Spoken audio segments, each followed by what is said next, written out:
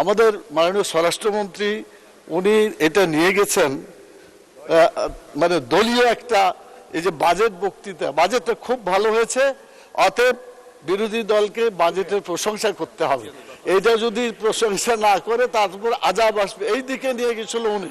খালি আমাদের ডান পাশের বন্ধুরা কেন সেদিন মিছিল করেছিল জানতে পারি নাই। মাননীয় স্পিকার আমাদের কাছে এসে আমাদের প্রধানমন্ত্রীর কাছে, আমাদের মাননীয় মন্ত্রীদের কাছে বাজেট চাইবে, বরাদ্দ চাইবে, কিন্তু রাস্তায় যে মিছিল করবে। সেই কারণে আমি একটি আল কোরআনের আয়াত বলতে চাই, ফাইন শাকারতুম লাযীদান্নাকুম ওয়া লাইন কাফারতুম ইন্না আযাবি লাশাদীদ। শুকর করতে হবে জীবনের, শুকর করতে হবে বরাদ্দের, শুকর করতে হবে মাননীয় প্রধানমন্ত্রী তারেক রহমানের, শুকর করতে হবে আমাদের মাননীয় মন্ত্রীদের। তারা শুকর করে না কিন্তু অস্বীকার করে, সেই জন্য তাদের উপর লাশাদীদুল আযাব, আযাবের কঠিন আযাব তাদের সম্মুখীন করতে হবে। মাননীয় স্পিকার আল কোরআনে আরেকটা আয়াত আছে মাননীয় স্পিকার, ওয়া মাকারু ওয়া মাকারাল্লাহ ওয়াল্লাহু খায়রুল মাকিরিন। তোমরা বলেছো, তোমরা বুঝেছো, তোমরাই কৌশলী, আপনারাই কৌশলী, কিন্তু আল্লাহ বলছেন আমি শ্রেষ্ঠ কৌশলী। আর যারা আমার সাথে কৌশল খাটায় তাদের অবস্থা খুবই শোচনীয়। মাননীয় স্পিকার ধন্যবাদ। মাননীয় স্পিকার, আসলে মাননীয় স্পিকার কোরআন হাদিসের আয়াত এবং যেই রাসূল ইসলামের বাণীগুলো আছে এগুলো তো আসলে ঠাট্টা বিদ্রুপের বিষয় না।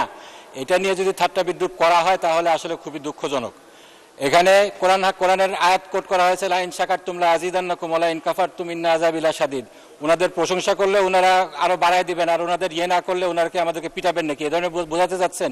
এটা তো আসলে ভুল ব্যাখ্যা হচ্ছে, এটা খুব ভুলভাল বিষয়। এ ব্যাপারে রাসূল ইসলামের কঠোর সতর্কবাণী এসেছে যে এইগুলা বিষয়ে ঠাট্টা বিদ্রুপ করার বিষয় না। আমি মাননীয় প্রধানমন্ত্রী যখন ছিলেন আমাদের দেশনেত্রী বেগম খালেদা জিয়া, সেই সময়ের একটা জাস্ট খালি ঘটনা উল্লেখ করছি। সেই সময় শাহবাগের সময় কোরআন হাদিস নিয়ে অনেক বিদ্রুপ হচ্ছে, ঠাট্টা তামাশা হচ্ছে। সে সময় একটা চিঠি লেখা হয়েছিল, সেই চিঠিটা নিয়ে যখন আমরা গেলাম তিনি বললেন কোরআনের একটা আয়াত সূরা তওবার একটা আয়াত তোমরা যোগ করতে পারো না? কুল আবিল্লাহি ওয়া বিআয়াতিহি ওয়া বিরাসূলিহি ইস্তাহজিউন। এখানে তোমরা কি আল্লাহর আয়াত, আল্লাহকে নিয়ে, আল্লাহ রাসূলকে নিয়ে, আল্লাহর আয়াত কিনে তোমরা ঠাট্টা মশকরা করছে? তো এটার জন্য তো যদি তোমরা করো তাহলে তোমাদের অবস্থান হবে জাহান্নামে। এই জিনিসটা আমাদেরকে খুব সতর্কভাবে নিতে হবে। কোরআন হাদিসের ভুল ব্যাখ্যা, কোরআন হাদিসের এরকম অবমাননাকর কিছু বিষয়, এগুলো আমাদেরকে কোনোভাবে করা যাবে না। এটার ব্যাপারে আপনার দৃষ্টি আকর্ষণ করছি মাননীয় স্পিকার। ধন্যবাদ মাননীয় সদস্য। আমার মনে আলমগীর মাহমুদুল্লাহ ফরিদ একজন পুরনো সংসদ সদস্য, আমার মনে হয় না যে কোরআন হাদিস নিয়ে তিনি কোনো ব্যঙ্গাত্মক কমেন্ট করতে পারেন। তারপরেও আমরা পরীক্ষা করে দেখব, যদি কোনো ভুল ধরনের ব্যাখ্যা দেওয়া হয় কোরআন হাদিসের সেটা এক্সপান্সড হবে। এবং কোরআন হাদিসের ভুল ব্যাখ্যা, বাংলাদেশ একটি মুসলিম প্রধান দেশ, এই দেশে কখনোই গ্রহণযোগ্য হবে না।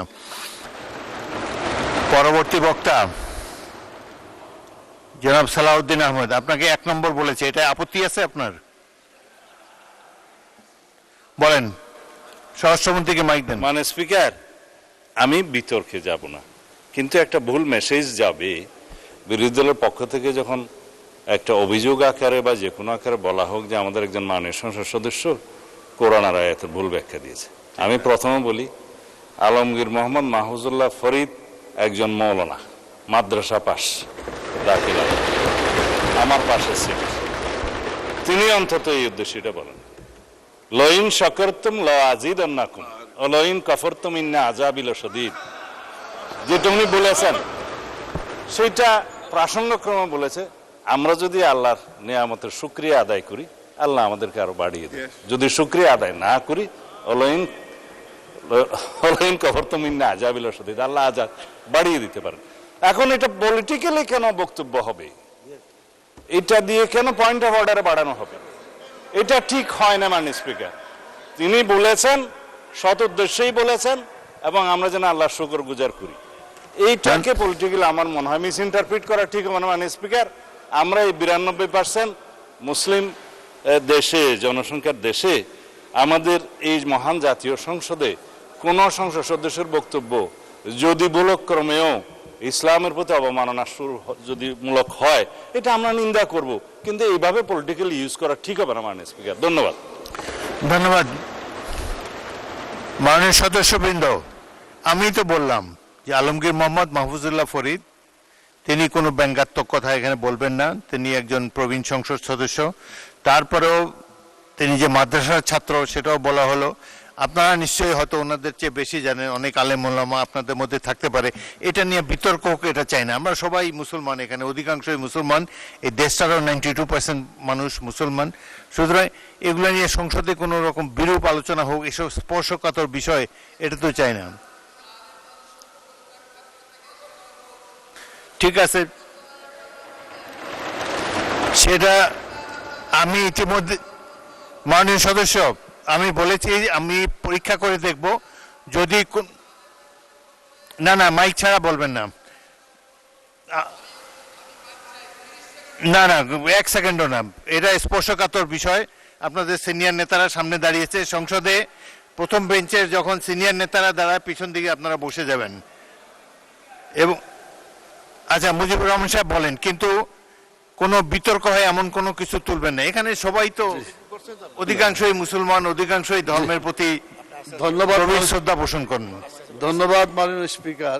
আমাদের মাননীয় স্বরাষ্ট্রমন্ত্রী যেহেতু দাঁড়িয়েছেন এবং তিনি কথা বলেছেন, তার কথাকে যাতে লাইন মতো হয় সেজন্য তিনি নেওয়ার চেষ্টা করেছেন। এই আয়াতটা যে নাজিল হয়েছে, কেন নাজিল হয়েছে? এই আয়াতটা নাজিল হওয়ার প্রেক্ষাপট হচ্ছে আল্লাহ তাআলা তার অগণিত নিয়ামত এই পৃথিবীতে রেখেছেন। তিনি বলেছেন আইন তাউদ্দু নিয়ামাতাল্লাহ লা তুহসুহা, তোমরা যদি আল্লাহর নিয়ামতকে গুনতে চাও তাহলে গুণা শেষ করতে পারবে না। যারা আল্লাহর এই দুনিয়ায় আল্লাহর নিয়ামত ভোগ করছে, আমি কথা বলছি, এটা আল্লাহ আমাকে একটা নিয়ামত দিয়েছেন, অতএব আমার মুখ দিয়ে আল্লাহর বিরুদ্ধে কোনো কথা আমি বলতে পারি না। আমাকে যে শক্তি আল্লাহ দিয়েছেন, এই শক্তি দিয়ে আল্লাহর বিধিবিধানের পক্ষে আমাকে কথা বলতে। ধন্যবাদ। মানুষ শেষ করি, 1 মিনিট শেষ হবে। আমাদের মাননীয় স্বরাষ্ট্রমন্ত্রী উনি এটা নিয়ে গেছেন মানে দলীয় একটা, এই যে বাজেট বক্তৃতা, বাজেটটা খুব ভালো হয়েছে, অতএব বিরোধী দলকে বাজেটের প্রশংসা করতে হবে। এইটা যদি প্রশংসা না করে তারপর আজাব আসবে, এই দিকে নিয়ে গেছিল উনি। এই কথাটা মোটেও সঠিক না। আমি বলতে চাই যেটা, ধন্যবাদ, কথা এটাই হয়েছে মাননীয় স্পিকার। আমার মনে হয় আপনি যদি প্রয়োজন মনে করেন একজন আলিমের কাছে যে বলবেন, কোন মানুষের অবদানের কথা এখানে বলা হয়নি। ধন্যবাদ।